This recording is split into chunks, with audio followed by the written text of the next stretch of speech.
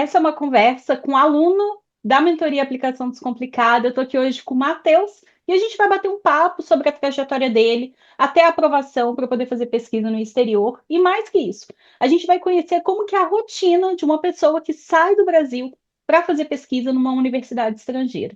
Se você não me conhece, está aqui pela primeira vez assistindo um vídeo no PhD no exterior, eu sou a Vanessa e eu preparo brasileiros para serem aprovados no mestrado, no doutorado ou no pós-doutorado em universidade no exterior. Matheus, quero agradecer a sua presença, obrigada pela sua disponibilidade de compartilhar aqui com a gente o que você está vivendo no exterior. Para a gente começar esse papo, o pessoal te conhecer, quero te perguntar de onde você é no Brasil e você foi aprovado para fazer o que no exterior? Antes de tudo, obrigado mais uma vez, Vanessa, pelo convite. É uma honra estar aqui compartilhando a minha experiência, né? É uma coisa muito importante para mim. Eu quero que essa seja uma boa oportunidade para ajudar todos aqueles que querem realizar um sonho que nem o meu, né? Eu me chamo Matheus, eu sou de Curitiba. Eu estou estudando atualmente na Toronto Metropolitan University, ou Universidade Metropolitana de Toronto, que o pessoal chama de TMU. É uma universidade que ela fica localizada bem no centro de Toronto, aqui no Canadá, e ela tem uma localização ótima.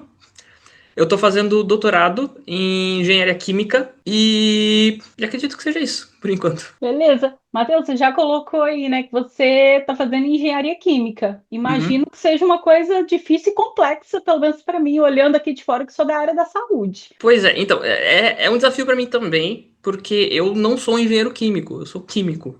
Eu sou químico ambiental. Então, eu cheguei aqui num ambiente onde o pessoal tem um vocabulário totalmente diferente, conhecimentos diferentes, então eu tive que me adaptar bastante. Assim, a gente agrega porque, né, tem a diferença da química e da engenharia química, então eu trago muita coisa da química para o nosso grupo de pesquisa, e daí eu também acabo tendo nas disciplinas, na conversa com o pessoal, acabo aprendendo muita coisa de engenharia, né? Eu tô aqui no meio de engenheiros, então eu tô me sentindo, às vezes, assim, um estranho no ninho, mas a gente se adapta. Com certeza. Você falou que é engenharia, química ambiental. Química ambiental, eu E fiz você. na UTFPR.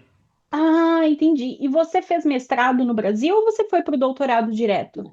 Eu fiz mestrado no Brasil. Eu fiz mestrado também na UTFPR, no programa de pós-graduação em Ciência e Tecnologia Ambiental. E a linha de pesquisa que você trabalhava no mestrado no Brasil, ela é parecida com o que você segue no doutorado? Ou você, ai, não, vou mudar, vou fazer meu doutorado numa área totalmente diferente? Ela muda um bocado. No meu mestrado, eu trabalhei bastante com a parte de biotecnologia ambiental. Então, eu trabalhei muito com absorção e enzimas, né? Mas tudo focado no tratamento de efluentes industriais. Aqui, a gente ainda está trabalhando com tratamento de efluentes, só que eu estou trabalhando com nanotecnologia ambiental. Então, são nanomateriais utilizados para o tratamento de água e efluentes e esgoto de uma maneira geral. E a gente está focando nossa pesquisa na degradação de microplásticos. Entendi. O Canadá, pelo que eu pesquiso das universidades, ele é muito focado nessa área ambiental e na área da engenharia, né? Parece que você, olhando aqui de fora, parece que você uniu esses dois mundos no seu doutorado. É mais ou menos isso? Sim, aqui a cultura de engenharia, pelo menos aqui na universidade, é muito forte. O pessoal que é engenheiro tem muito orgulho dessa palavra engenheiro, né? Eles gostam de ser engenheiros, né? Usar as técnicas da engenharia, a partir da matemática, para superar desafios, né? Desenvolver novas soluções. E a parte ambiental também é muito forte. A gente percebe isso que tem uma cultura ambiental muito grande. Por exemplo, você não encontra, por exemplo, canudos e talheres de plástico. Tudo de madeira, tudo de papel, tudo. O prato, se você for comprar, por exemplo, uma marmita, tipo uma marmitinha que eu compro que vem com arroz, frango, ela é de papel. Então, é de papelãozinho, assim. Então, tudo aqui, e tem muito essa noção, tem separação de resíduos, tem, assim, essa consciência ambiental já está no dia a dia. É um pensamento que complementa bastante na parte acadêmica, porque justamente eles trazem essa mentalidade do país e eles aplicam na área acadêmica. Então, muitos pesquisadores, principalmente na parte de geração de energias limpas, o Canadá ele está muito à frente na produção de hidrogênio, na troca de materiais de insumos perigosos por insumos não perigosos. Então, essa parte da engenharia aqui, ela pega bastante nisso. É um curso de engenharia química que pode ser utilizado em vários processos, porém, muitas das linhas de pesquisa daqui da universidade, todas elas têm algum pé na parte mental. Se não forem todas focadas em tratamento ambiental, de energia limpa, todas elas têm alguma coisa relacionada com sustentabilidade. É uma coisa assim que já é padrão de todas as pesquisas daqui. É uma coisa muito diferente, muito legal você trazer isso, porque eu não sabia, não conheço o Canadá. E mais interessante ainda, eles utilizarem essa, na verdade, essa cultura do país refletindo o que é pesquisado dentro da universidade. Sim, é uma coisa. Eu fico bem. Assim, eu me sinto orgulhoso de estar um país que tem esse tipo de mentalidade. Certeza, sem dúvidas. Como que é o seu doutorado? São 4 anos, ou é um programa de 5 anos, ou isso é meio flexível? Ele é bem flexível. Acredito que seja um mínimo de 4 anos, então o tempo médio é 4 anos. Tanto que muita questão de bolsa, às vezes ela tem um limite de 4 anos. Porém, caso o aluno ele solicite um tempo maior, ele pode ficar tipo, até 6 anos, acredito eu. Eu, eu já ouvi falar de pessoas que ficaram 6 anos no doutorado. Né? Então, aqui você entra num dos semestres, ou num dos termos, né? Que Uhum. tem os 3 termos aqui, o de outono, inverno e o primavera, verão, né? E já adiantando um pouquinho a estrutura, quando você entra, você tem 16 meses para defender o seu projeto de pesquisa. Então, você migra de PhD student para PhD candidate. Então, você precisa fazer uma prova teórica, que é o seu orientador que vai fazer com base no que ele acredita que você precisa ter para desenvolver sua pesquisa, você tem que defender o seu projeto de pesquisa para uma banca. Se você já fez alguns experimentos, você apresenta esses resultados, apresenta todo o projeto de pesquisa e a banca ela vai aprovar. E a banca ela só existe, você só consegue defender se você tiver uma nota boa na prova. Então você faz a prova, defende na banca e daí a banca aprova o seu status migra de PhD student para PhD candidate. Entendi. Nossa, e isso comparando com quem está acostumado, por exemplo, a fazer um mestrado no Brasil igual você fez. É mais tradicional que a gente tem aquele exame de qualificação que você só apresenta para uma banca, não tem prova. Então, isso é uma diferença, imagino, bem grande, né? Até você chegar, se adaptar nesse ritmo e saber que dali a tanto tempo tem a prova e tem a apresentação. Exatamente. A qualificação ela é meio que um ponto, né, no mestrado, no doutorado. Aqui é uma mudança de status, né? É uma coisa bem Sim. diferente, assim, que eu também levei um tempo para entender essa lógica. PhD candidate student, qual que é a diferença? Daí me explicaram. E a previsão é que você faça essa transição esse ano ainda ou no início do ano que vem? Como que Eu tá? tenho até o final desse ano para fazer. Entendi. Entrei em setembro do ano passado e como são 16 meses, acho que vai dar ou janeiro, dezembro ou janeiro para que eu tenho para fazer essa defesa. Você comentou anteriormente sobre bolsa, que as bolsas aí do seu programa, elas duram em torno de 4 anos. Conta um pouquinho para gente, se você tem bolsa, como que funciona, para que a gente tenha uma noção, assim, porque a gente sabe que cada país acaba tendo essa distribuição de bolsas, ela pode ser diferente dependendo do país, né? E no Canadá, a gente observa muito que ela está muito atrelada ao professor que vai te orientar. Então, eu queria saber como que funciona a sua, se foi atrelada dessa forma, se você tem bolsa ou não também. Então, eu também eu levei um tempo para entender essa questão de bolsa. Tive que marcar uma reunião com a administradora do departamento para ela sentar num papel, explicar, ó, você vai receber isso, assim. Porque realmente é de muitas fontes. É uma mistura de muitos financiamentos. Mas basicamente o que eu tenho quando você chega aqui, todos os alunos de pós-graduação, de mestrado e doutorado, eles recebem bolsa do departamento. O departamento ele só aceita alunos se ele tiver dinheiro para dar bolsa para eles. Só que a bolsa é uma parte pequena, né? Ele cobre as despesas de mensalidade e daí ainda sobra um pouquinho. Só que com esse pouquinho não dá para fazer muita coisa. Daí entra a parte da bolsa do professor, como você falou. Cada pesquisador tem uma quantidade de X de dinheiro que ele recebe para financiar alunos de doutorado, né? Tanto que tem essa noção de que ele costuma chegar para mim e falar: preciso contratar mais um aluno de doutorado, eu tenho dinheiro para contratar. Porque aqui o professor contrata o aluno de doutorado para desenvolver a pesquisa. Daí, na questão financeira, o professor ele tem a parte dele, tem a parte do programa, do departamento, mas isso é o suficiente para, assim, você pagar suas despesas mínimas, mínimas, mínimas. Se você quiser ter um pouco mais de dinheiro aqui e qualidade de vida, você tem que arranjar outras fontes de renda, sendo a principal delas trabalhando como TA, né, ou GA, que é o Graduate Assistant, ou Teacher Assistant. Uma das vantagens, no meu caso, o meu professor ele dá aula em 2 disciplinas. No outono ele dá uma disciplina de laboratório e daí eu trabalho nessa disciplina. E daí, como eu tenho um background na parte de biotecnologia, ele me falou que eu vou ser o TA dele, tipo, até o fim do meu doutorado, da disciplina de introdução à bioengenharia. Então, bom, assim, eu tenho esse emprego garantido todo período do outono e do inverno. E daí você, além disso, você também tem a oportunidade de concorrer a bolsas separadas, que às vezes são bolsas no valor de US$ 5.000, US$ 10.000, US$ 15.000, que às vezes elas valem por um ano, às vezes é divididas em partes. Eu participei do processo seletivo de uma bolsa da província de Ontário. O meu status de aluno de doutorado, quando eu cheguei aqui, eu estava como estudante internacional, porém eles fizeram uma equivalência onde eu tenho os mesmos direitos que o estudante doméstico. E são poucos alunos que conseguem isso, então foi meio que uma valorização do departamento.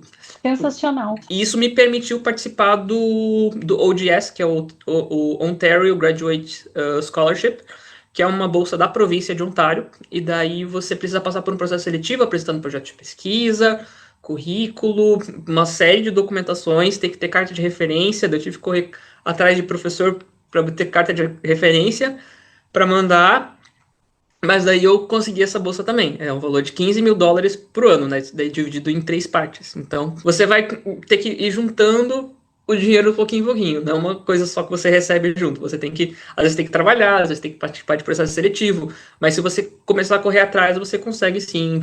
Oportunidades tem. Show.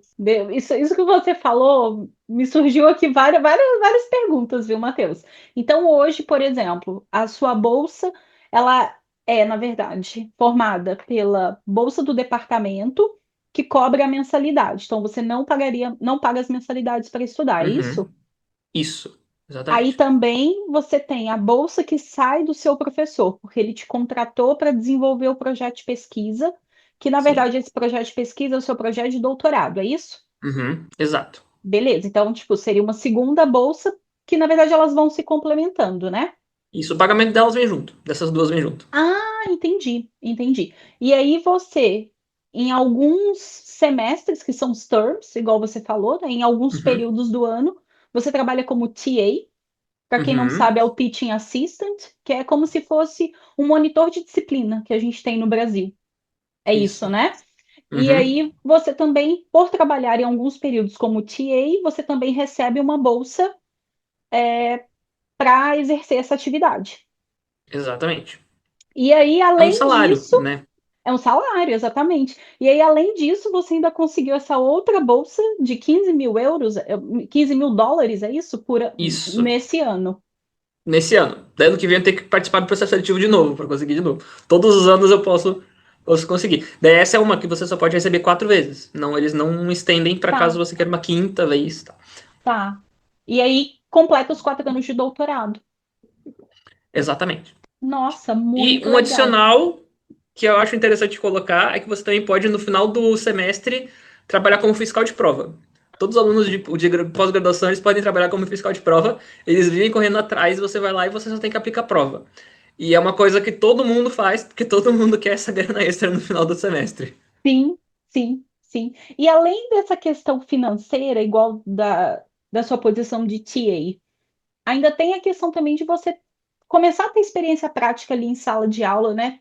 Como que é esse dia a dia? Ai, passei, fui aprovado, a minha posição eu tenho que ser TA. Aí pode dar aquele medo às vezes nas pessoas, porque às vezes o meu inglês não é tão bom, ou eu não tenho segurança em sala de aula. Será que o professor vai me deixar na mão para tocar a disciplina junto?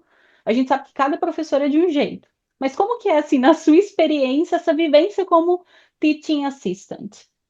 Então, é uma coisa que eu também tinha essa noção. Eu pensei, muito, eu vou chegar na frente de uma sala de aula e vou ter que dar aula. Quando, na verdade, o trabalho de TI é muito mais amplo do que isso. Por exemplo, na disciplina de inverno, que é a Introdução à Bioengenharia, eu não dou nenhuma aula. O meu trabalho é correção de prova. Eu corrijo as provas dos alunos, eu corrijo os trabalhos dos alunos, eu corrijo todos os projetos externos, assim, tudo que não seja a aula, eu faço. O professor ele passa para mim. Ele não corrige as provas, ele pede ajuda para corrigir os trabalhos, atividades, tem 2 atividades e um projeto de semestre. E as 2 provas. O meu trabalho é corrigir elas. Então, assim, eu tenho uma carga horária semanal, mas às vezes tem semana que eu não tenho o que fazer, porque a prova ainda não foi, não tem trabalho para corrigir. Mas aí quando chega a prova, eu fico 2 dias corrigindo prova, que são provas extensas, são mais de 60 alunos na turma, então eu tenho que ficar lá corrigindo, corrigindo, e vai. Então, assim, o meu, por exemplo, o trabalho de TA pode ser justamente isso, pode ser correção de provas. Na outra disciplina, que é o Laboratório de Operações Unitárias, o meu trabalho é ficar no laboratório supervisando os alunos. Tem os equipamentos, os alunos eles têm que operar os equipamentos, eu tenho só que cuidar deles, ver se eles estão fazendo tudo direitinho, tirar dúvidas deles, avaliar o desempenho deles, se estão sendo profissionais, né? Daí eles vão, com base nos experimentos deles, vão mandar o relatório, a gente vai pegar e ler o relatório e corrigir o relatório. Então, assim, nas minhas 2 experiências de TA, eu não fui o tipo de TA que chega na frente de uma sala de aula para dar aula. É mais um auxílio do professor fazendo o trabalho mais pesado. Existe sim o trabalho de TA dando aula. Eu tenho colegas que fazem parte, dão disciplinas, às vezes eles dão algumas aulas específicas, principalmente as coisas mais focadas a cálculo, né? O professor, coisas de cálculo, o pessoal que faz tem linha de pesquisa mais da parte de design de experimentos, transferência de massa, balanço de massa, eles focam bastante nessa parte de para chegar lá na sala, explicar o pesado dos cálculos, manda o TA, Coisa de engenheiro, né? coisa de engenheiro. E isso é legal que você, apesar de não estar ali dando aula diretamente, você tem contato com o aluno, você tem contato com esse processo de ensino-aprendizagem, né? Que se depois você quiser seguir uma carreira acadêmica, você já tem uma base. Sim, com certeza. Na, na parte de correção de provas, depois que a gente corrige a prova e manda as notas, a gente libera um office hours, que são os horários que a gente fica disponível para os alunos poderem viver as provas deles, né? O Para eles aluno poderem chora a olhar. nota. Exatamente. E também chora nota. Às vezes eles chegam, não, mas isso aqui e tal. Né? Então você tem que estar ali dia a dia, no horário ali com os alunos. E também na parte da correção, por exemplo, de relatórios, essas coisas, às vezes os alunos eles vêm perguntar, não, mas por que que você me deu essa nota? Por que que você tirou essas coisas? E eles são, assim, uma geração atual de alunos universitários, eles cobram mesmo. Eles perguntam, eles enfrentam, tipo, por que que você me tirou essa marca? O que que tá de errado aqui? Ah, mas eu fiz isso daqui. E daí você tem que saber dialogar, saber explicar, comunicar para ele qual que é o processo de aprendizagem que você precisa que você quer que eles passem, né? Qual que é a lógica? O que que você vai cobrar? Ó, mas esse é o tipo de raciocínio que eu quero que vocês tenham como, né, como futuros profissionais. Então é esse tipo de conhecimento que você passa para eles, esse tipo de experiência que você tem. O diálogo com os alunos, entendendo como que funciona o processo deles como alunos. E pela experiência que você teve no Brasil, porque você, se eu não vou dar uma bola fora aqui agora, você chegou a trabalhar com aulas de inglês, alguma coisa assim? Sim, eu dei aula de inglês. Tem muita diferença da experiência que você já tinha na docência para essa experiência agora? É uma coisa assim totalmente diferente? Ou você, por exemplo, aproveitou alguma base que você já tinha para que fosse um facilitador para isso que você faz agora? Por que que eu te fiz essa pergunta? Porque às vezes uma pessoa é monitor no Brasil de um professor na disciplina, e aí eu estou tentando trazer aqui, se você já tem uma base de monitoria, talvez isso seja um facilitador para que TA durante o mestrado ou doutorado não seja aquele bicho de sete cabeças no início, sabe?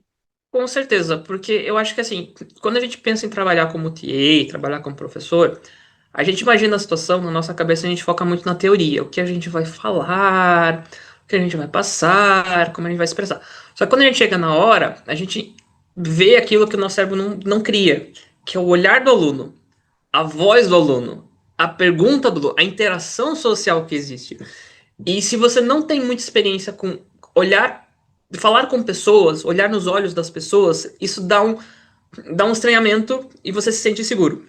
Se você já teve que lidar com pessoas de uma maneira, e não precisa nem ser na parte de professor, se você já teve que lidar com pessoas de algum outro tipo de emprego, que você precisava falar com alguém, eu acho que tudo isso são experiências que agregam muito em toda essa questão de você saber conversar com alguém. Né? Até porque você vai estar ali numa posição de semi-autoridade, porque uma hierarquia você vai estar um pouquinho acima, né? Porque eles tratam o TI com o mesmo respeito que eles tratam o professor. Eles não, Ah, que e legal. aí, tal, né? Eles ficam, né, todo meio nervosos quando você chega perto do laboratório e tal. Então, assim, se você já tem qualquer tipo de experiência que você teve, como, por exemplo, você mencionou, que eu fui professor de inglês, experiência de professor ou algum voluntário com criança, adolescente, qualquer contato com pessoas ajuda bastante. Excelente. Às vezes até se fez muito trabalho em grupo durante a faculdade, e às vezes teve que lidar ali com algumas situações de conflito, digamos assim, né? Tudo isso é experiência acumulada para depois lidar com outros conflitos, outras situações. Uhum, com certeza. Você comentou, então não dei bola fora, né, Matheus? Você deu aula de Não, inglês mesmo. dei Então, aula de inglês sim. minha memória não está falhando ainda, então, que bom. Imagina então que o inglês para você não era um fator que te deixava inseguro com o processo de aplicação. Não, de uma maneira geral, não. Beleza. E isso é uma coisa que geralmente deixa os brasileiros meio de cabelo em pé, imaginando que se não fala muito fluente, se fala algumas coisas erradas, às vezes não é suficiente para poder conseguir fazer o mestrado ou doutorado no Canadá ou nos Estados Unidos. Como que é no seu círculo de convivência? Se você puder dar assim uma palhinha em relação a isso, o inglês dos alunos, assim, quando eles chegam, sabe, para fazer o doutorado, a galera que chegou junto com você, que você foi conhecendo do seu departamento, talvez de outros, às vezes até mesmo o pessoal que está aí na graduação, que você é TA deles, de modo geral, você enxerga alguns alunos que têm uma certa dificuldade no inglês, ou todo mundo, pelo menos aí no seu departamento, chegou já voando no inglês? Olha, primeiro que eu vou dizer assim, eu trabalhei como professor de inglês, mas isso não significa que o meu inglês seja lá grande coisa. Às vezes eu me embano até hoje, principalmente algumas coisas a gente só aprende na experiência. Chega no laboratório, principalmente quando eu tô no meio de engenharia, às vezes tem umas coisas de engenharia, eu tô lá no laboratório, eu vou falar o nome de um pedaço do equipamento. Como é que fala o nome desse instrumento? Eu não sei. Às vezes eu não sei, às vezes tem que parar, às vezes tem que pesquisar, às vezes eu falo uma coisa e às vezes eu me confundo, às vezes eu troco. A gente se embanando um pouco. Só que assim, uma coisa curiosa sobre Toronto especificamente é o fato de que Toronto é uma cidade muito cosmopolita. E principalmente nas universidades, aluno de pós-graduação, 99% internacional. Então assim, você não precisa se sentir inseguro com o seu inglês, porque aqui todo mundo tem inglês como segunda língua. Todo mundo fala outro idioma. Todo mundo tem sotaque. Todo mundo erra. Às vezes o pessoal erra, fala as coisas meio torto, fala meio errado, se confunde nos vocabulários. Então, assim, ninguém julga ninguém, porque todo mundo sabe que o inglês não é, tipo, o inglês é aquele common ground de todo mundo. Eu acho que, assim, todas as pessoas que eu conheci aqui no Canadá, eu só conheci do todos os alunos de mestrado e doutorado, eu só conheci uma aluna canadense. Todos os outros são de outros países. Todos os outros falam outro idioma. Então, assim, medo de julgamento não precisa ter. E eu acho que isso é uma tendência em vários outros programas, porque é muito comum programas de mestrado e doutorado serem muito internacionais, né? Terem muitos alunos de diversos países que falem outros idiomas.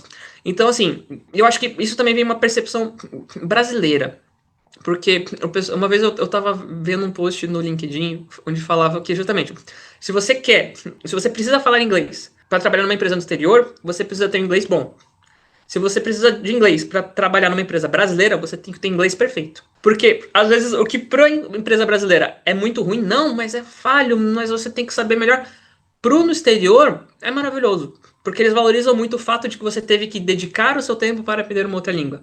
Então, assim, julgamento não existe muito. É uma coisa que tem muito no Brasil, essa questão do julgamento, do sotaque, de falhar às vezes. Mas, assim, não uma dica que eu dou para as pessoas que se sentem seguras no inglês é não se preocupem que todo mundo é inseguro e ninguém vai te julgar. Se o simples fato de você estar tentando, as pessoas vão entender, elas vão ter paciência, elas não vão julgar, não vão, tipo, te inferiorizar. Pelo contrário, eles vão te valorizar por você estar tentando. E aquelas situações, às vezes, que tem no Brasil, que, eu falei uma coisa errada, fiz uma conjugação verbal de um verbo em português errado. Vem alguém e caceta em cima, né? Vai lá e te corrige É. na frente de todo mundo. Aham. Aqui fora, isso é muito. Eu, particularmente, eu nunca vi isso acontecer quando alguém fala alguma coisa errada em inglês, sabe? Do orientador corrigir na hora, falar alguma coisa, ser aquela situação constrangedora, até porque, pelo menos nos ambientes que eu vivi, as pessoas tinham muito cuidado em relação a isso, de não constranger o outro. E eu imagino que no seu ambiente seja algo muito parecido com isso também, né? Exatamente. Ai, errar todo dia. Todo dia a gente fala alguma coisa errada. Não tem. A gente vai no piloto automático, a gente começa no dia a dia a falar, precisa conversar, joga uma palavra errada, um verbo errado, troca a conjugação. Coisa básica, coisa que a gente, né, que nossa professora de inglês do básico olharia torto pra gente. A gente faz, porque assim, acontece. No dia a dia a gente acontece. Se o nosso português no falar no dia a dia não é perfeito, mas quem diria o inglês, né? Nossa, sem dúvidas. Não tem nem como a gente ter essa autocobrança tão alta. E é uma coisa muito irreal. E isso acaba impedindo a gente de evoluir no idioma. Fica tão Uhum. travado, né, muitas vezes. E você sentiu que seu inglês melhorou? Como que é a sua autoavaliação em relação a isso? Sim, eu acho que eu me sinto mais confortável, porque às vezes quando você chega num lugar onde você estudou inglês, então, por exemplo, você vai pedir um café, você chega na fila pro café, você ensaia o roteiro de pedir o café 3 vezes na sua cabeça, e você chega lá e ainda você fala errado, porque a pessoa ela pergunta uma coisa fora do seu roteiro. É porque a Daí com pessoa a não estava no prática, roteiro, né? A pessoa não está no roteiro. exatamente, daí a pessoa pergunta uma outra coisa que você não esperava, daí você, E assim, às vezes tem essa falha de dificuldade de compreensão, porque como eu falei, todo mundo aqui é estrangeiro, então todo mundo aqui tem um sotaque muito forte.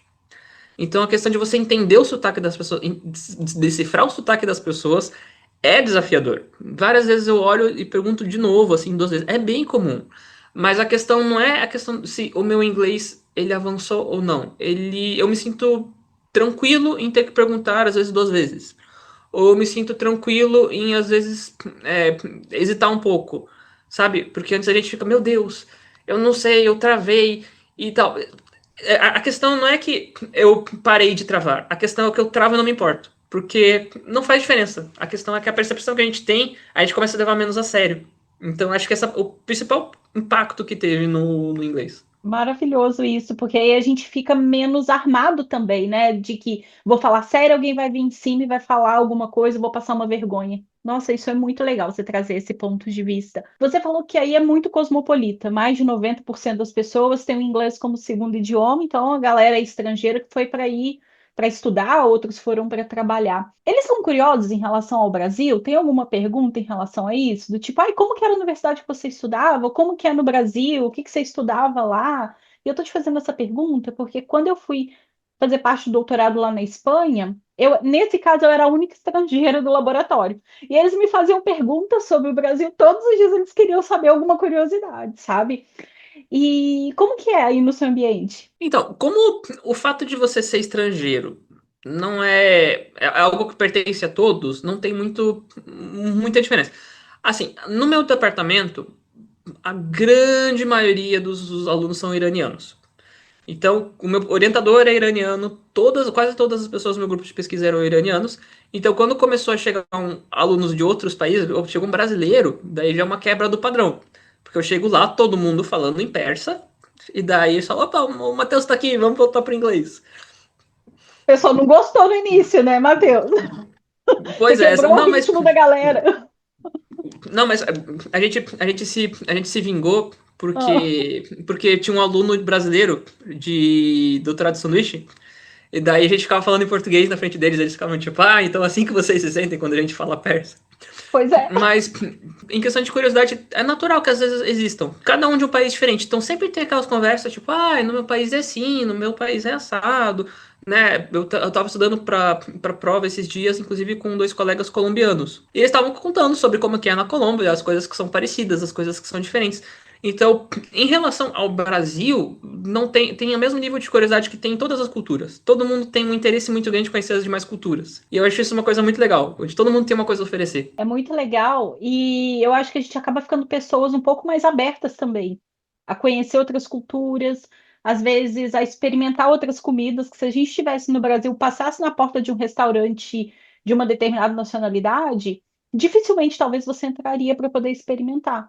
Mas quando às vezes você tem um colega de outra nacionalidade, ele fala, vamos lá em casa comer tal coisa, ou ele traz um prato para o laboratório. Meio que vai quebrando várias preconceitos, né, no sentido não pejorativo da palavra, mas naquele conceito que a gente cria antes de conhecer alguma coisa. Exatamente. Aqui tem bastante disso. Você falou da comida, né? O pessoal tem um feriado iraniano bastante importante que eles trouxeram comida, umas coisinhas diferentes assim. Então eles, prova aqui e tal. Eles ficam muito, tipo, animados de poder ofertar a cultura deles para os outros, né? E é uma Sim, coisa que a gente faz, e Do lado contrário também aconteceu. Essa semana a gente teve prova, estava todo mundo estudando para prova. Daí a minha colega, ela, colombiana, falou: já fui pro Brasil, eu comi brigadeiro. Nossa, é tão bom. Daí eu olhei assim. Tá aí. E eu fiz brigadeiro pra turma inteira. Cheguei em casa, fiz o brigadeiro, dia de prova, tava todo mundo nervoso, cheguei lá com uns potinhos de brigadeiro, pega o brigadeiro, e o pessoal, nossa, que gostoso e tal. Então tem essas trocas, o pessoal acha bem legal. Nossa, muito legal. Por que que você escolheu o Canadá para fazer o seu doutorado? Ele era o primeiro país quando você pensou em fazer o doutorado fora do Brasil? Você chegou a querer fazer um doutorado em outro país, mas aí mudou a rota? O Canadá não é muito por questão do Canadá em si, mas pela universidade. Acho que a questão de escolha foi a universidade, a estrutura da universidade, os professores, as oportunidades que viriam com ele. Quando eu comecei a pensar em fazer doutorado no exterior, eu comecei a ver Estados Unidos e Canadá, e daí eu comecei a pesquisar por universidades que tinham programas de doutorado com professores com linha de pesquisa parecido com o que eu queria estudar. Então a base de escolha não foi necessariamente o país. Eu fui pensando onde no exterior que tem. Eu vi universidades na Holanda, na Itália, em Portugal, aqui no Canadá. A ideia de ir para o Canadá é que eu queria muito ir para uma universidade de Montreal, só que a McGill, só que depois eu descobri que a McGill é tipo a top top do Canadá. E daí eu fiquei, o nível vai ser meio difícil lá, né? Então vou começar a ver outras oportunidades. O Canadá, eu já sabia que ia ser uma estrutura bacana, que eles investem em educação. Então eu sabia que o país está mais relacionado com a estrutura que eu ia ter na universidade em si, e menos com o país em si. E também o fato do idioma, né? O Canadá fala inglês, eu tenho conhecimento em inglês. Se eu fosse para uma universidade do Quebec, venho estudando francês já faz um tempo, então eu conseguiria me adaptar. Então, são uma das coisas que eu escolhi como base. Mas mesmo que fosse, por exemplo, para a Alemanha, os doutorados são em inglês, então eu não ia me sentir muito desconfortável nesse ponto. Então, a escolha ela veio mais em relação a isso, sabe? Mais em relação às oportunidades, mais em relação à estrutura e, e também as oportunidades, né? Porque quando eu fiz o curso com você, na parte de mandar e-mail, eu mandei e-mail para pesquisadores de vários países. Alguns foram gentis de responder e dizer, não tenho vaga e tal. Esse professor que me aceitou, a história foi mais ou menos assim. Eu mandei e-mail para ele não tinha vaga, respondeu dizendo que não tinha vaga, agradecendo. Daí eu consegui um contato com uma professora de Portugal. Só que eu tive uns problemas com essa questão de Portugal, porque quando eu fui reconhecer o meu diploma ele é nível tecnólogo. E para lá, eles precisavam ser um bacharel. Só que é estranho porque a carga horária deles, porque o bacharel deles é 3 anos, e o tecnólogo aqui é 3 anos.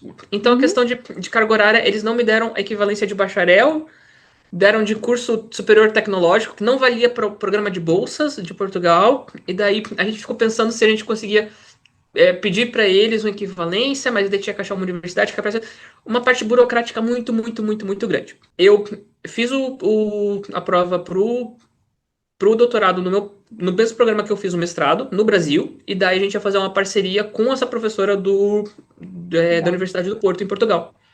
Então, nesse caso, não eu faria inteiro em Portugal, mas eu faria no Brasil.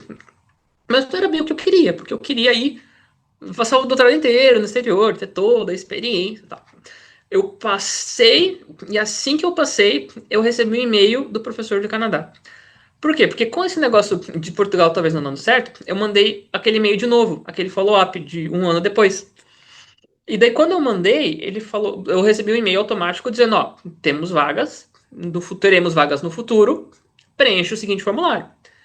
E eu preenchi o formulário e esqueci completamente o formulário. Eu preenchi o formulário em outubro. Em março, estava começando o ano, eu ia começar a fazer o doutorado e recebi o e-mail do professor. Gostei muito do seu currículo, gostei do seu perfil, gostaria de chamar para uma entrevista.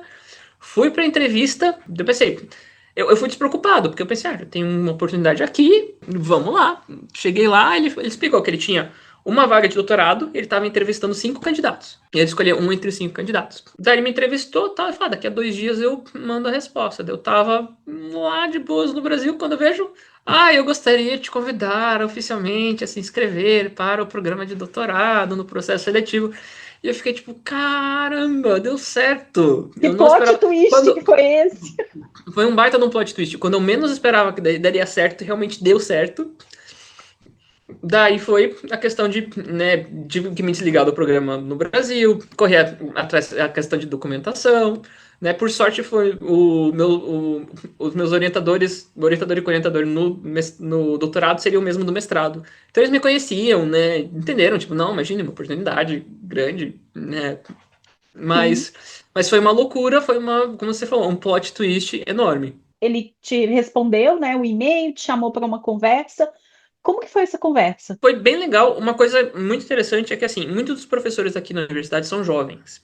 Professor, por exemplo, meu orientador, ele terminou o doutorado dele em 2012. Nossa, Então tá ele no não tem. inicinho da carreira, né, ainda. Sim, ele começou.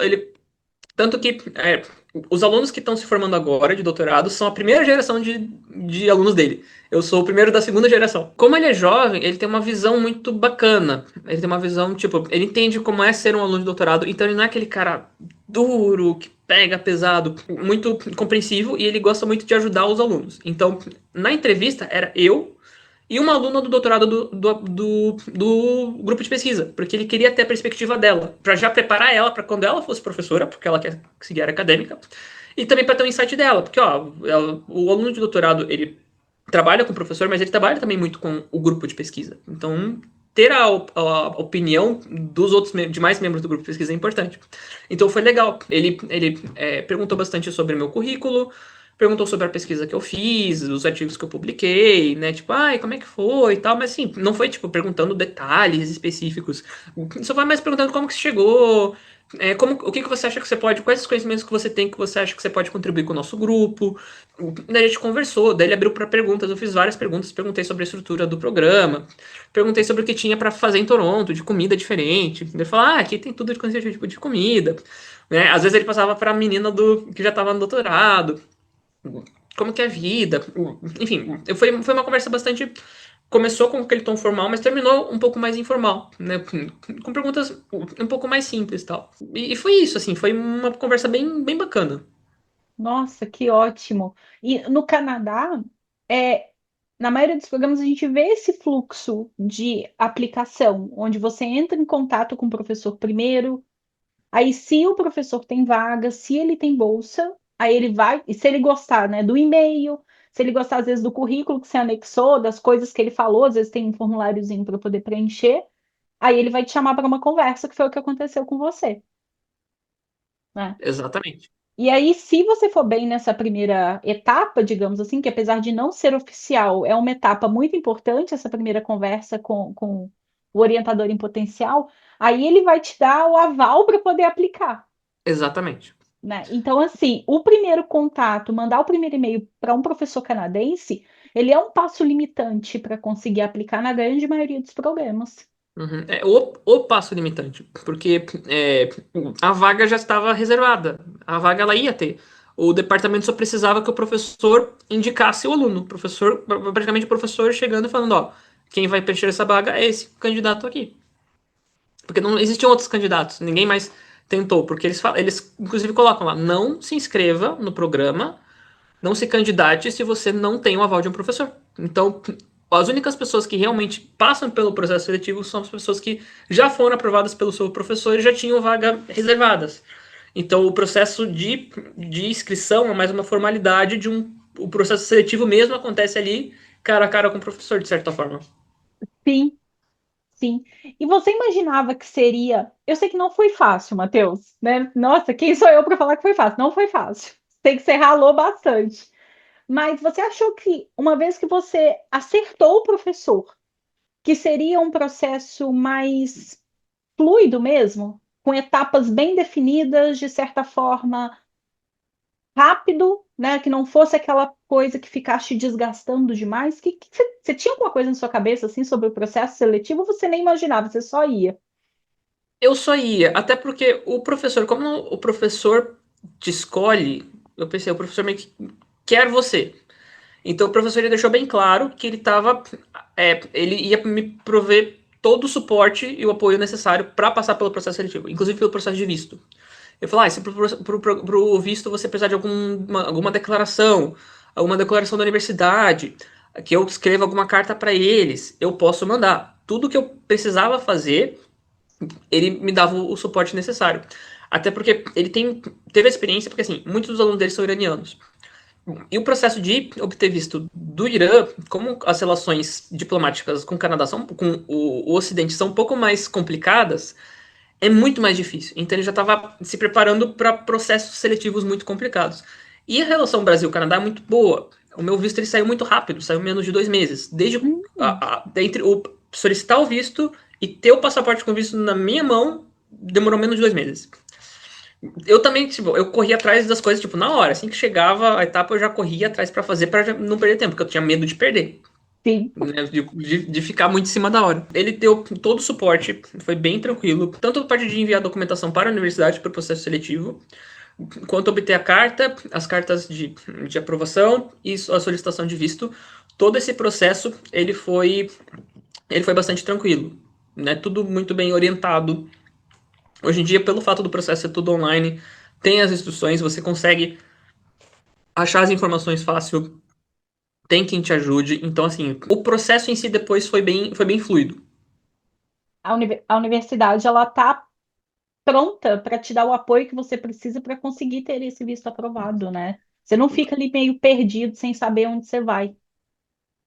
Sim, principalmente porque aqui no Canadá, né, em Toronto principalmente, estudantes internacionais fazem parte de mais da metade dos estudantes daqui, dessa universidade. Então eles entendem, eles sabem que o processo de visto, às vezes, a burocracia é bastante complicada. Eles têm uma estrutura grande, eles têm toda a compreensão, né? Até porque os funcionários da universidade são imigrantes. Aqui é uma cidade de imigrantes. Então os funcionários são imigrantes, todo mundo entende uns aos outros. Eles entendem as questões burocráticas, eles entendem as dificuldades, entendem as limitações e têm muita compreensão em relação a esses problemas que a gente pode enfrentar. Nossa, isso é excelente, porque traz uma tranquilidade, não só para você que já está aí, mas principalmente para quem está pensando em ir para o Canadá e acha que às vezes vai ficar meio desamparado, né? E eles estão prontos realmente para isso, pelo, né, tudo aí que você está falando. No dia a dia, assim, Matheus, eu sei que você se dedica ali à posição de TA, faz pesquisa, estuda para prova. Você consegue fazer coisas assim no momento de lazer? Sim. Nossa, Toronto tem muita coisa para fazer. Eu tenho a sorte que eu consegui achar um quarto para eu ficar aqui que fica mais ou menos no centro. Fica no limite do centro, não fica muito longe da universidade. Uhum. E o sistema de transporte público de Toronto é muito bom. Todos os estudantes eles podem solicitar um passe estudantil, que é que é um cartão, o cartão de transporte que você tem integração do metrô com o bonde, o bondinho, o streetcar e os ônibus. Você pode ir livremente, tipo, sempre fazer integração entre eles. E com esse passe você paga um valor mensal fixo e você pode usar à vontade. Então você pode passear pela cidade à vontade. Tipo, às vezes eu preciso ir na biblioteca que fica a 5 quadras daqui. Eu pego o metrô para dar uma estação para não ter que ficar andando. Então, assim, questão de transporte, conveniência tem. Tem muito museu. Em Toronto tem a rede de bibliotecas públicas. Eles têm mais de 100 bibliotecas públicas. E você pode fazer uma sua carteirinha. E com sua carteirinha, no início de todo mês, você consegue acessar o site deles e tem alguns ingressos para as atrações culturais que eles disponibilizam de graça. Eu já visitei praticamente todos os museus aqui de Toronto de graça. Nossa, que legal. Eu fui em todos os museus. Até eles têm, por exemplo, museu de tecido, museu de sapato, museu de arte muçulmana, arte e história muçulmana. Eu fui. E é muito bacana. Os mais difíceis de conseguir é o aquário, que eu não consegui até hoje pra você visitar o aquário. E tinha a torre, né? A CN Tower. Só que agora eles vão. Nessa época de temporada eles não disponibilizam. E tem muita coisa pra fazer. E o bom de Toronto é que é uma cidade. Eu gosto da cidade que. A cidade em si é o turismo. A cidade é atração turística. Porque tem muitas ruazinhas com lojinhas antigas, casinhas antigas que são lojas, e são várias e várias lojinhas pela cidade inteira. E você entra nas lojas, você entra em lojas tipo sebo, tem uma a cada quadra, cafés diferentes, comida diferente, às vezes loja de coisas vintage. Tem muita coisa para passear. É uma cidade muito boa de você andar. E é uma cidade muito boa para. Ela tem estrutura para ciclismo, ela tem uma estrutura muito boa para pedestres. É uma cidade o centro é muito confortável para pedestres. Você tem a facilidade de transporte público. Então, assim, ela é ótima para passear. Ótima, ótima, ótima para passear. Ai, muito legal isso. E tem eventos assim na universidade, eventos mais sociais, assim, tipo alguma festinha, alguma coisa desse tipo, para rolar uma integração assim dos estudantes internacionais? Tem. Dessa parte de integração tem bastante coisa. Tem vários eventos, assim. Principalmente para aluno da graduação. Para aluno da graduação tem Ah, muita entendi. coisa. Todo mês tem coisa acontecendo. Você vê. cartazes, tem vários clubes. Eu não participo de muitas coisas, porque eu sou. Não tenho tempo, eu não sou muito também de, E não de, é de mais a festa. vibe, né? Não é muito a minha vibe, mas por exemplo, um dia eu tive que vir aqui de noite, eu esqueci o cabo do meu computador. Nossa, esqueci o Ah, cabo do computador, vou ter que carregar. E era sexta-feira, vou ter que voltar pra vixe, universidade. Mas como eu não moro muito longe, eu voltei de noite e tal, daí tava um tuts-tuts. E era no final de outubro, tava tendo a festa de Halloween, um monte de gente legal. fantasiada. E eu, gente, um monte de gente fantasiada. E toda hora tá acontecendo alguma coisa. Toda hora Nossa, tem algum evento. E coisinhas pequenas na cidade, às vezes campanhas, às vezes divulgação de marca. Teve uma vez que era inverno, tava fazendo uns menos 10 graus lá fora, e tinha uma fila enorme. O que que é essa fila? Tinha um caminhão da Ben Jerry's, sabe aquela sorvete sei, super caro? sorvete, aham. Dando sorvete de graça para as pessoas. Eu só não entrei na fila porque tava muito frio, eu não queria ficar passando frio. Então eu vou deixar essa passar. Mas sempre tem alguma coisa acontecendo. É incrível. Sempre tem alguma coisa. Sempre tem evento, integração, o pessoal. Nossa, o pessoal, eles gostam muito de organizar. Eles gostam Nossa, bastante. que legal. Então, não necessariamente você precisa ter uma vida monótona, né? Da faculdade para casa. Você consegue interagir com outras coisas, ter uma rotina Consegue. mais interessante para também não ficar só enfornado ali fazendo doutorado, né? Tem bastante coisa para fazer, com certeza. Mesmo no inverno, mesmo, tá nevando, tá uma nevasca. Você pega metrô, tem muito. A universidade é toda integrada, então você, tipo, os prédios, você consegue acessar um prédio ou outro, você tem que ir para fora no frio. Hum, Então, você pode ir para os lugares, sair bastante, não é muito desconfortável de sair, mesmo quando tá frio. Então, assim, oportunidades para você sair, ver pessoas, socializar, existe bastante. nossa, ótimo. E você consegue se organizar ao longo desses 4 anos de doutorado para, por exemplo, viajar, conhecer algum lugar do Canadá que você tenha vontade de ir, ou até mesmo planejar alguns dias de férias no Brasil para visitar família, amigo, essas coisas? Sim, quando eu cheguei, como o processo do Canadá foi muito rápido, daí minha família me deu de presente passagem para eu passar o Natal em casa. Então, o final do ano, o Natal e a virada do ano eu passei no Brasil. Mas foi só aquele ano. Esse ano, daí eu falei pra família, ó, vou estar cheio de coisa pra fazer. Se vocês quiserem me ver, vocês vão ter que ir lá pro Canadá. Mas assim, tem bastante oportunidade sim. Todos os alunos de doutorado, eles têm 3 semanas, eles têm direito a 3 semanas de férias durante o ano. Pode tirar quando quiser, desde que combine com o seu orientador. O professor, ele é bem flexível. E se você precisar de uns dias extras para sair, eu usei esses dias, essas semanas para ir para o Brasil. Para esse novo ano, eu tava pensando sim em fazer uma viagem para ir para Montreal, Uhum. para conhecer Montreal e Quebec. Que dá para pegar o trens entre a cidade, então é bem tranquilo. Eu ainda não tive a oportunidade de sair da cidade em si, mas eu tenho interesse sim em ir para outros lugares. Mais isso. Foi bom que você veio, mas logo no início também você já foi ali no Brasil, pegar um pouquinho de calor, sair um pouquinho do frio e voltou recarregado, né? Uhum, E é ótimo isso do orientador ser flexível. Então, daí também um ponto que reforça ainda mais a importância de escolher bem o orientador. com certeza. Qual dica você daria para o brasileiro que tem esse sonho de fazer um doutorado fora, mas que acha que é muito difícil conseguir, que vai ser um processo que aí não vai dar certo? O que que você poderia deixar de dica para essa pessoa de coisas que você fez que te ajudaram a atingir o seu objetivo, a sua aprovação? Olha, eu acredito que a principal coisa é você entender quais são as suas habilidades, quais são seus pontos fortes e desenvolver muito eles para fazer com que eles sejam sua propaganda. Por exemplo, no meu caso, eu sempre quis seguir a área acadêmica. E eu sempre. Quando eu estava no começo do mestrado, eu já tinha essa mentalidade de fazer um doutorado no exterior. E daí, quando eu vi que era muito complicado, o que, que eu pensei? Eu tenho que aproveitar bastante o meu mestrado para ter as competências que me tornem um candidato atrativo para o doutorado.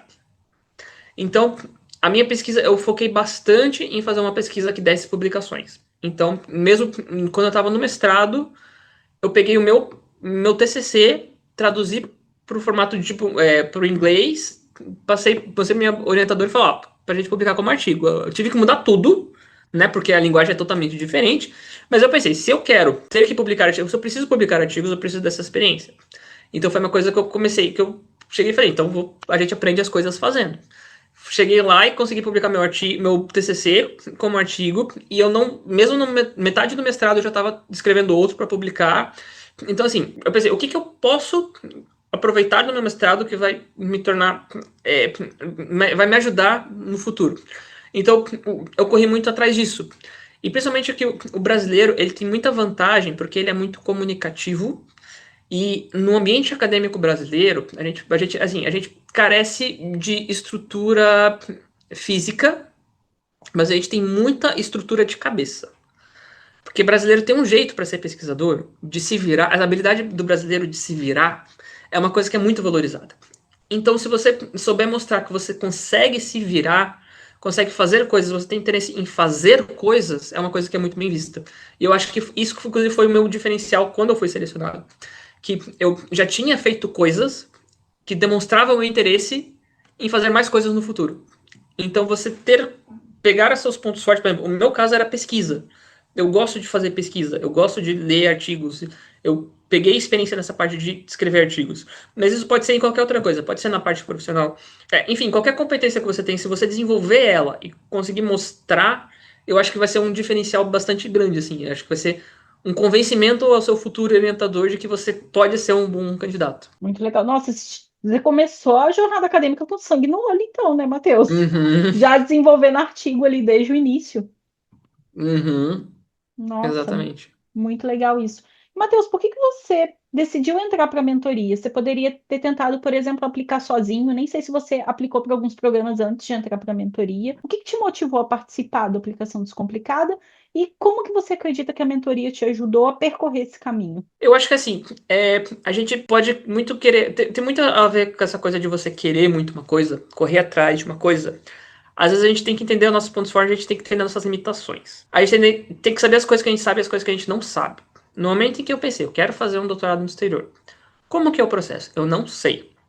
Se existe uma pessoa que está oferecendo um serviço a ensinar, sabe, poupa muita energia e muita chance de as coisas darem errado. Porque assim, às vezes a gente aprende com erro. Só que é melhor se a gente não precisar aprender com erro. Poderia mandar um monte de documento, um monte de e-mail errado, e aos poucos ir aprendendo. Só que assim, o fato de ter uma pessoa, de confiar, poder confiar numa pessoa que fala, ó, faz assim, sabe? E esse tipo de confiança que me ajudou muito. No momento que eu vi que tinha a mentoria, depois eu lembro que eu cheguei pra minha mãe e falei, mãe, eu acho que se eu quero uma coisa que eu quero muito, é melhor a gente garantir com todo o suporte que a gente conseguir. E daí ela me ajudou a pagar a mentoria. E com certeza, porque assim, o simples fato de ter ele organizado, a questão do e-mail, a questão do currículo, a diferença de letter of motivation e statement, e personal statement, eu não sabia essas coisas. Eu teria que passar muito tempo vendo ideias, vendo vídeos, e ia demandar muita energia que eu consegui salvar e direcionar para aquilo que era realmente importante. E também a questão do conhecimento. Muita coisa eu não sabia, e sem essas coisas eu não conseguiria chegar onde eu cheguei. Por exemplo, essa questão de precisar mandar e-mail, eu achava que era só se inscrever no programa. Ah, um programa interessante, eu vou lá me inscrever. Não, tem que mandar e-mail por orientador. Isso são coisas que eu não sabia. Então a gente entender que às vezes a gente não entende as coisas e vale a pena confiar em pessoas que sabem, pessoas que têm experiência e pessoas que estão dispostas a oferecer. Então, eu acho que isso também está relacionado ao quão sério você leva as coisas que você quer chegar. Tipo, seu sonho, você leva realmente a sério, então você pensa numa estrutura sólida, e eu acho que a mentoria foi uma base muito sólida, e eu acho que sem ela eu não teria conseguido, com certeza. Matheus, foi um prazer te ter na mentoria, porque eu me lembro muito bem que você vinha em várias sessões ao vivo, você fazia as atividades, fazia perguntas.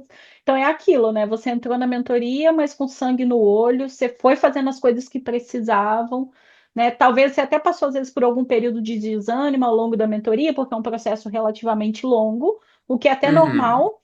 Mas você persistiu ali, foi fazendo, o resultado tá aí, tá no Canadá, fazendo doutorado, com bolsa, morando numa cidade legal, que tem coisa para fazer, que também é uhum, importante, né? E depois uhum, esse diploma vai te projetar também para a nova fase da sua carreira, seja ser um professor da com certeza. universidade, no Brasil, no exterior, porque esse diploma eu tenho certeza que vai abrir muitas portas. Com certeza. Essa questão de. Acho que uma das principais diferenciais, assim, tipo, por que fazer no exterior? Eu acho que é a questão do networking e das pessoas que você conhece. Eu fui no Congresso Nacional Canadense de Engenharia Química e eu tive palestras com professores do MIT. Eu pude conversar com eles depois. Conversar com pesquisadores de outras universidades. Essa questão de você. Aula de seminários. Veio uma professora que ela é uma das editoras-chefes da Chemical Engineering Journal, que é uma das revistas mais maiores assim da engenharia química. Então, assim, essas oportunidades são únicas. Então, no Brasil a gente está muito longe. Então, só pelas suas oportunidades de você conhecer as pessoas que você conhece, de viver as experiências que você vive, são um diferencial realmente muito grande. E é ruim, né? Igual isso que você falou. No Brasil está muito longe disso. É por conta do apoio financeiro, não é por conta da falta de capacidade do brasileiro. Que a gente se Sim. vira, a gente é esforçado, né? E essas idas, por exemplo, para congresso, vou ter que fazer uma pergunta aqui: quem paga? É o orientador, é a universidade, é dividido? Você tem uma ajuda de custo? Todo aluno de pós-graduação tem ajuda de custo para um evento científico por ano, no valor de até US$ 500. Então, para a questão de hospedagem, né, o que eu fui foi aqui em Toronto. E daí, assim, o único requisito que eles têm é que você esteja apresentando um trabalho lá. Como eu Uhum. tinha acabado de chegar, eu não ia apresentar trabalho. Mas, como eu ia ser aqui, eu pude trabalhar de voluntário. E quem trabalhava de voluntário podia participar assistir as palestras do de graça. Nossa, que Desde legal! que eu Então você trabalhasse aqui. trabalhou no evento? Eu trabalhei no evento, eu fui voluntário no congresso, na parte de credenciamento, de entregar crachá e também na parte de, tipo, ajudar os professores nas salas, nas conferências, contar quantas pessoas tinham, dar o suporte técnico. Então, e daí com isso eu consegui assistir, participar do congresso de graça. Nossa, muito legal, porque assistir o congresso de graça, né, ter acesso a um conhecimento com pessoas aí da sua área, que devem ser as pessoas mais, né, mais importantes, que pesquisam os assuntos que estão mais na fronteira do conhecimento, e você ainda teve essa vivência de trabalhar num congresso internacional, numa estrutura muito maior, né, do que às vezes congressos que acontecem ali no Brasil, que às vezes são mais regionais, enfim, né, fora as pessoas também. Então, nossa, que legal isso, Matheus. Sim. E daí a universidade ela dá esse apoio financeiro. O professor ele também tem, os professores às vezes também têm esse apoio financeiro para mandar alunos para eventos. Né? Tanto uma coisa muito positiva que ele falou de mim é que eu tenho visto dos Estados Unidos. Então, se tiver evento científico nos Estados Unidos, ele falou que a gente consegue ir também.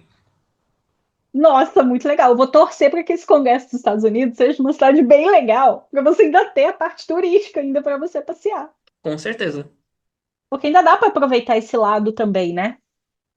Uhum, sim. O desse ano, o canadense vai ser em Montreal. E eu quero ir e também conhecer Montreal. Nossa, Praticar meu muito francês, ver legal. se meu francês não tá, tá bom. Você vai chegar lá para pedir o café com roteiro, a atendente vai ter outro roteiro. Aí você vai testar assim na prática como que tá o seu Aham, francês. exatamente. Matheus, que demais, como foi legal esse bate-papo e conhecer como que é a sua rotina aí no doutorado, né? Você também mostrou que você tem uma vida fora da universidade, você faz outras coisas, você já Uhum, conseguiu tirar uns dias para visitar a família no Brasil, então não tem aquilo de, ah, eu vou fazer um doutorado fora, mas obrigatoriamente eu não consigo ver minha família, né? Então, isso também é bem legal, trazer essa visão que você trouxe, as coisas que você já fez aí, que talvez seria difícil você ter esse tipo de oportunidade se você estivesse no Brasil. Então, assim, eu fico muito feliz de ver como que você está aí. Tenho certeza que você está se dedicando ao máximo, né? Tenho certeza que esse diploma vai fazer diferença na sua carreira, né? E sem falar também o crescimento pessoal que a gente tem também de viver numa outra cultura, de viver com outras pessoas. Então, eu quero te agradecer demais, assim, você ter aceitado compartilhar sua rotina com a gente, agradecer o seu tempo, você estar aqui batendo esse papo com a gente já há uma hora, e quero te desejar muito sucesso profissional aí no Canadá. Eu que agradeço pela oportunidade, obrigado pelo convite. E o que você precisar de dicas, se o pessoal quiser entrar em contato comigo, Matheus, então obrigado demais, sucesso aí para você, o que você precisar também pode eu contar que com a agradeço. gente. Até mais. Eu que agradeço. Até mais. Tchau, tchau. Tchau, tchau.